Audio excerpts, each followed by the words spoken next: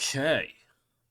So I'm gonna do go over. Well, I'm gonna go over some of the tech cards that I consider when I build a Prism deck.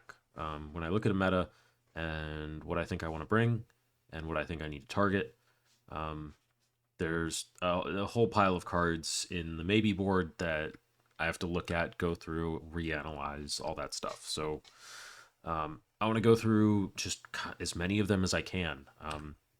That being said, this is going to be in multiple parts. I think it's going to be in like five, um, just because I want to kind of group these together and see. So it's not one wildly long video, and it's a little bit easier to find stuff, and it's easier for me to record.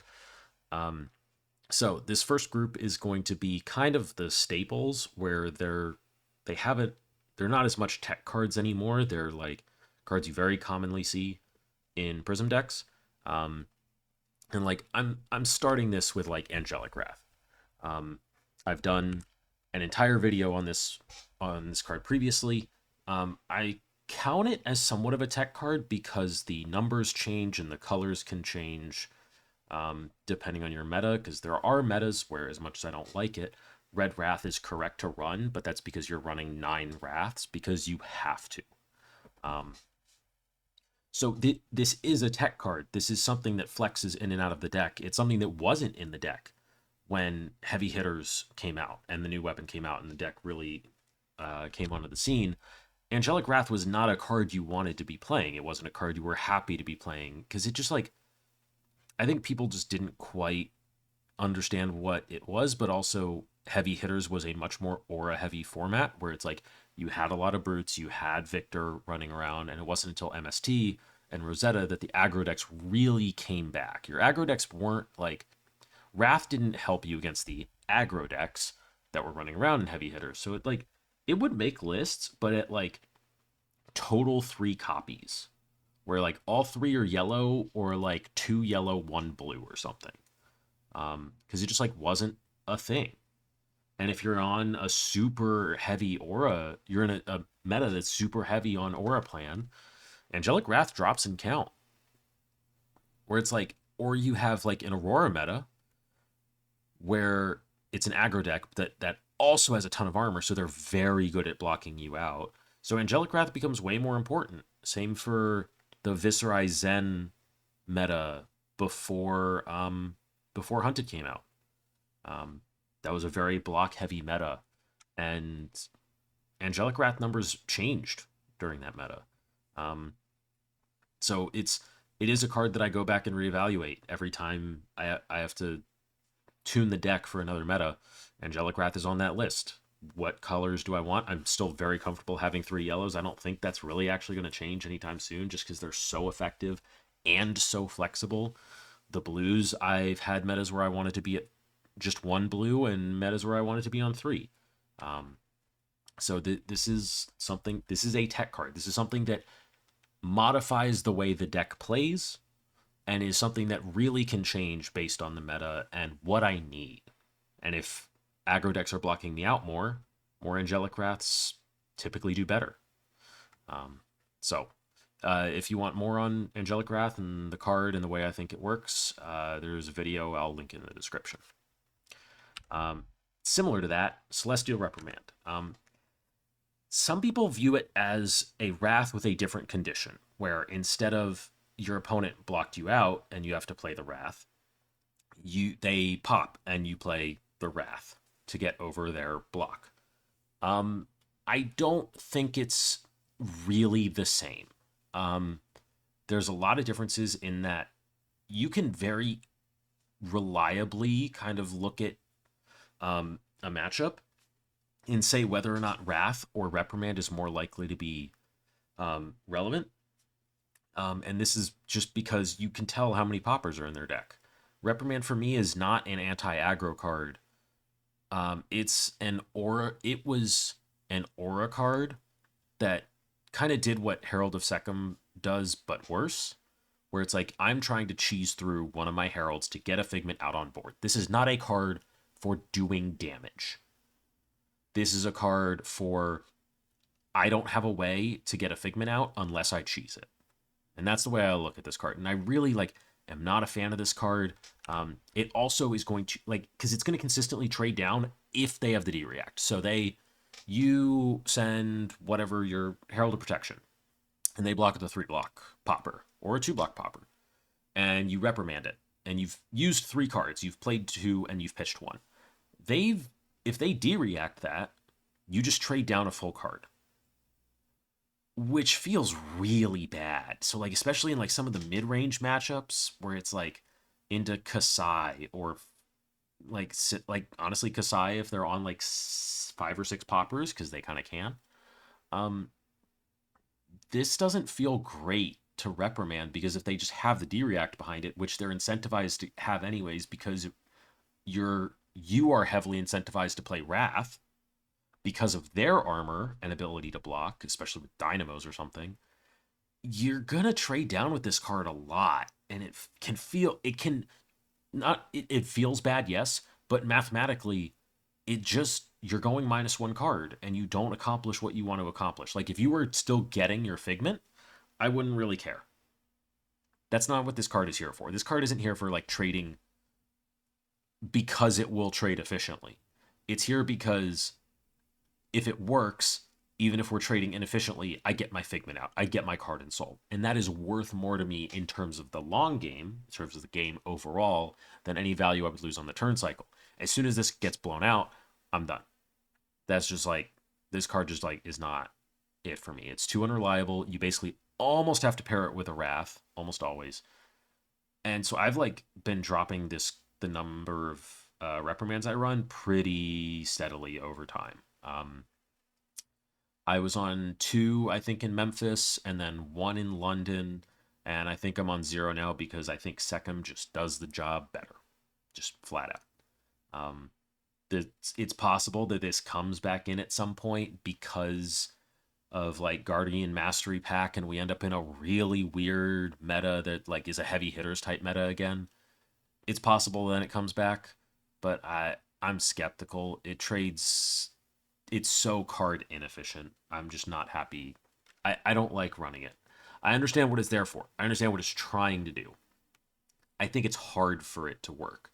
And I think especially one of the things for me that really put me off this card for London is the meta was so D-react heavy anyways because of Aurora. Not even because of Prism stuff. Aurora incentivized people to run the full 9 D-reacts that block 4, which just makes it so hard for Reprimand to be reliable because they're incentivized into you to run all those D-reacts into you to just keep you off Soul forever. So I'm starting to get lower on this card. It's a pretty swingy card. It's much swingier than Wrath, where it's Wrath, if they block 2 cards and you play the Wrath and they have the D-react, you still went 3 cards for 3 cards. And you're kind of okay with it as long as you still can send a second Herald. But you're not losing out on that turn cycle. With Reprimand, you're losing out on the turn cycle if they have the D-react. So it's a swingy card. I understand why it's there. I'm not a big fan of it at the moment because the play patterns just don't really support it in my mind. Or don't it doesn't shine at any point. No play pattern of it is wow, that was a blowout. However, Parable of Humility, it looks a little bit like Reprimand at times. I think this meta in particular is one where Parable can be like a Reprimand because a lot of the poppers are 6s. There's a decent number of 7s as well, but a lot of the poppers are still 6s. And Parable can be used as a Reprimand to do the same thing. However, I'm not going to be playing Parable in any of the aggro matchups. Anytime I bring Herald aggro, I'm not bringing Parable except against, I think, Dio, just because they get around Arclight Sentinel for free. What this is doing is it is augmenting my aura plan, and it's very flexible in the aura plan. I don't recall exactly how much I've talked about this before. It is an aura that I am happy to play before my combo. And it lets me empty my hand against assassins. It lets me empty my arsenal against assassins or against Guardian with CNC pummel. And it's like I go block 6 and then they pummel it and I play the Parable out of arsenal. And it's a very efficient play. And it has to be respected because a lot of the poppers right now are going to be 6s, especially the ones coming out of, well, a decent number of them coming out of pirate heroes. I guess I'm thinking Marlin in particular. Gravy Bones is probably just the 3 and 3 is what I've been seeing, but I could definitely see more in other areas. Florian is a little weird on poppers, but like all of his 3 power attacks with CMH are going to get turned back into 5s. Parable does a lot of little things. It's a very sneaky aura. But what it really does is it fills out the aura plan where I have another yellow Spectra that they have to answer. They have to clear it. Because even a Guardian who has a bunch of other poppers that are 7s, 8s, 9s, they don't want to pop with those if they can just pop with their blue 6 and still send their red Spinal Crush at you. If they can't pop with their blue 6s and they have to pop with Spinal Crush, we get time. We get to play the game. That trades up for us in ways that, like, it's hard to put numbers to. It's hard to put numbers into the aura plan at all. And, like, I understand I was doing that with Reprimand. It's a little weird. It is definitely weird. But Parable really sneaks up on people. And that -1 turn after turn, if they leave it, can really accumulate a lot of value. So I've been very happy to have Parable just because, like, having Arclight Sentinel, Merciful Genesis, it's very easy because when you're on the aura plan and you have made your pivot, you want to play a blue aura every turn and as many yellow Spectra as you can every turn. If you have library out, you can probably get 2 out. And this just gives you another yellow aura to play out, because if you just play another yellow aura to replace and maintain your count, you're okay with that, especially like Parable does demand it. It's another way where it's like, if it's left out, your heralds become threats again, and they have to deal with that. Like, Triumph Speak coming unpoppable into Florian and Vincent type decks, and then everything else becoming a Triumph into those type decks is not irrelevant. And Florian has to respect it. That's like the deck that's kind of at the top in terms of popper games. Marlin as well, if they're a cannon build, will probably also have issues with this card. They're not going to like this card. Their red fin and blue fin and yellow fin harpoons only coming in for 7 overpower. That's a difference. That's just an angel on a 3 block. There's not one leaking through. This is filling out the aura plan for me. It is adding that extra threat, because before we had 3 Arclight Sentinel, 3 Genesis, 3 Merciful, and 3 Tomes of Divinity that filled out that plan. And when you found a tome, it would just dig you closer to the other 3. And that was why, like, Parable wasn't as necessary. It was still good into stuff like Zen, ironically, just because he went so wide, it was useful. But you didn't really need Parable. And now having Parable just, like, filling out that threat density kind of has been really nice. I've really liked it. I still like it. And its flexibility into assassins, its flexibility in the aura plan overall has just been fantastic.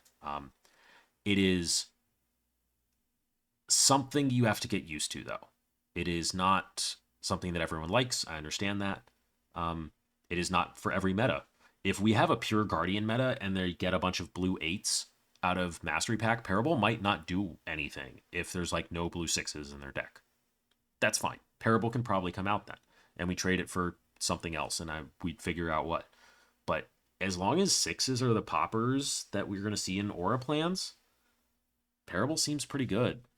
Like, that's where Parable like really shines. Is like the best matchup example that I can think of for Parable is Vincent, because all of her poppers except for 3, the Phantom Banshees, get turned off by Parable. And she can't super efficiently clear it. So, like, this is, depending on the meta, Parable can be really good. And I think as long as New is still around, I'm probably still going to play it, just because it's very flexible against New. And she's not the most action point heavy deck. So it Parable has a weird little slice of meta where I think it's really good.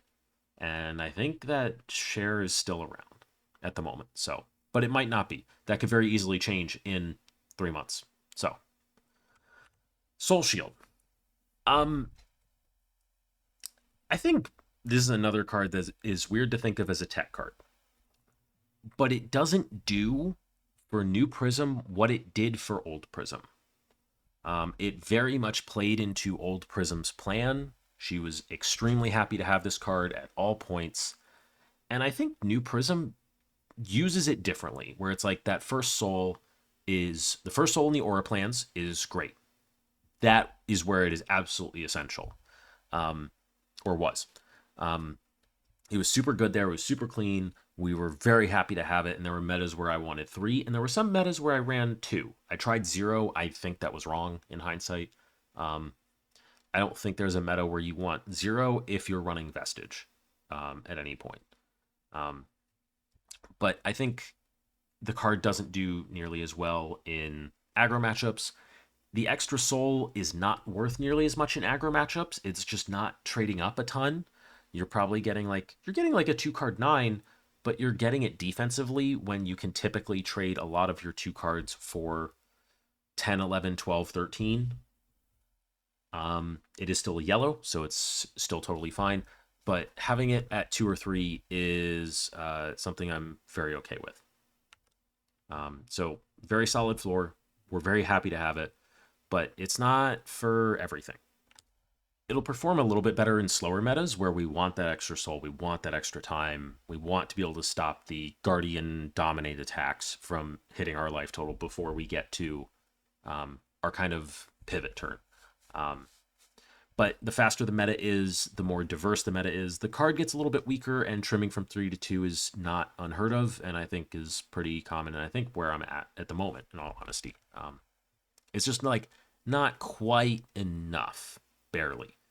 Because it's just like we care more in the aggro matchups. We care more about just sending heralds and getting on hits that way. Herald going to soul and soul shield going to soul are not the same thing. Which the thing that really pushes soul shield down and reprimand down is Herald of Sum.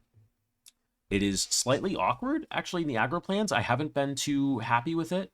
Because it's just like it's not a threat. It's a vanilla 7. It's a miraging metamorph, which is like not where we want to be. We can soul it to Halo, and I'm fine with that.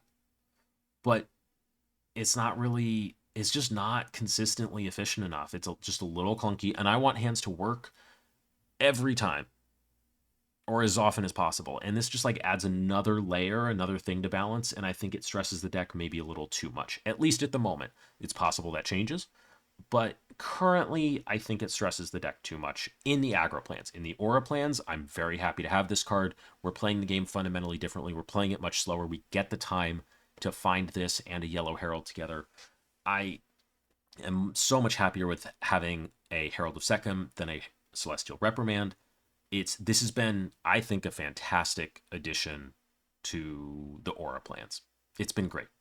It has done exactly what I wanted it to, and in honestly a fairly balanced way, where it's just like it's not too good and it does what it needs to, and the deck is not broken. It's just a little more consistent, it's a little more solid, but you also still have trade-offs. 2 cost is not irrelevant. Red pitch is honestly, I've said this so many times publicly, I think at this point, making this a red pitch was an immaculate piece of balancing. So this is a card that you have to consider. Is this better than Reprimand?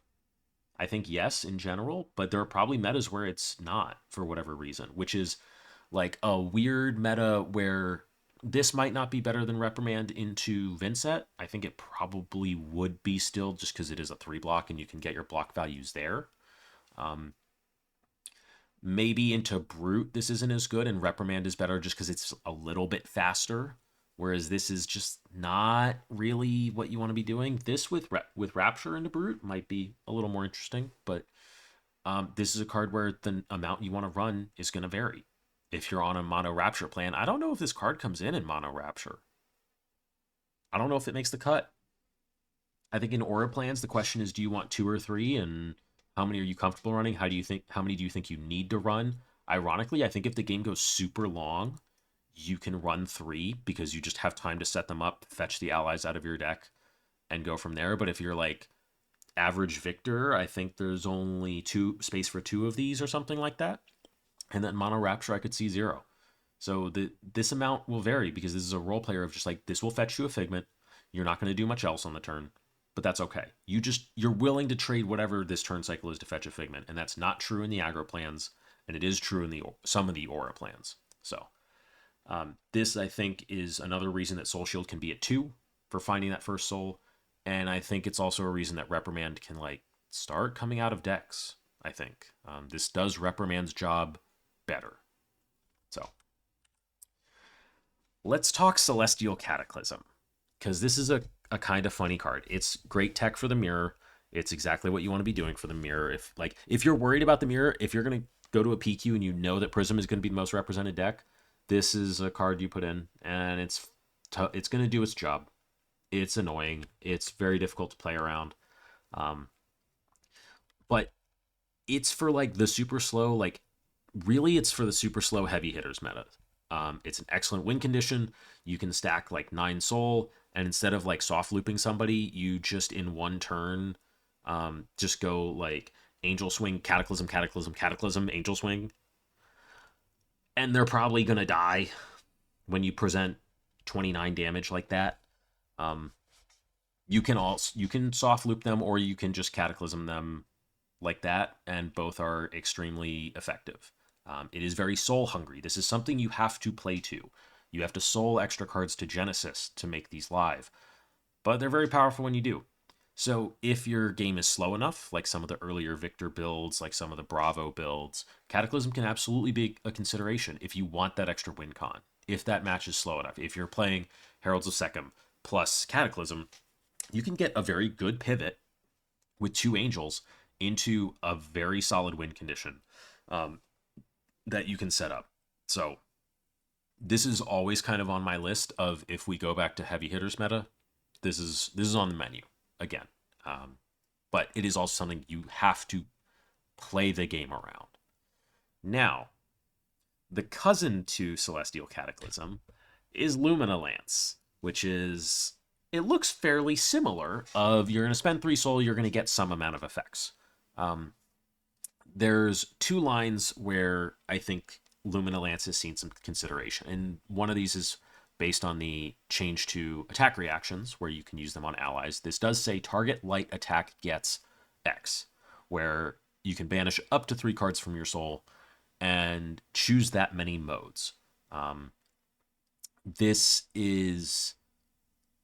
It reads like it should be a powerful card, because you look at Cataclysm and it seems pretty good. It seems very powerful. I think Lumina Lance, the math doesn't quite bear that out. So like, you're spending a soul for +2, because there's 2 lines that come up. The first one that's the most common is you can give your second angel attack on a turn, go again. Now, what this means is typically you're going to attack with a third angel, just because it's that easy.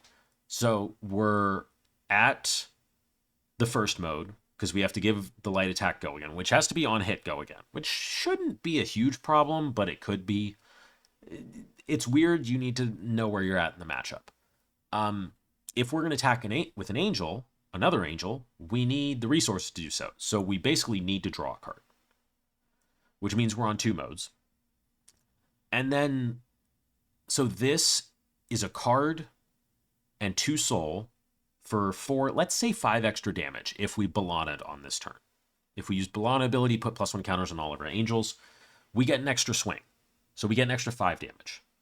We can banish a third card from soul and get +2.